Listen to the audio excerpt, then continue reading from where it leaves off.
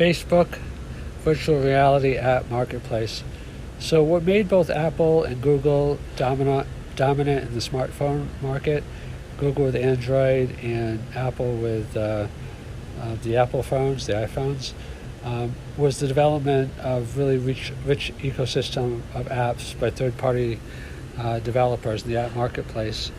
So it's really the ecosystem that wins today, because nobody's going to gravitate to a platform unless there's a rich ecosystem available, like in an app marketplace. So as virtual reality becomes more and more to the fore, and I did a recent podcast on Facebook's VR efforts, which are just leapfrogging by leaps and bounds. They're making incredible progress, even though it's still early in the game.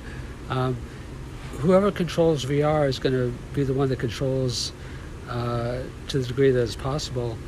And most technologies now have a winner take most, if not winner take all. Like, there's only one social media company, there's one dominant American e-commerce company. There's a few overseas, obviously.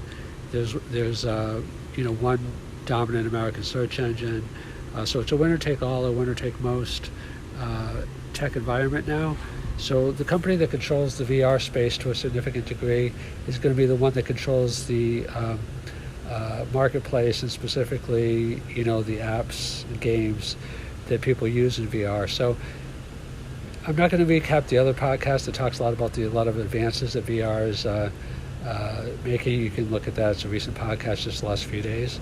But it is interesting to note that a couple of the things. One is that Facebook is bringing in outside games into its outside VR games into its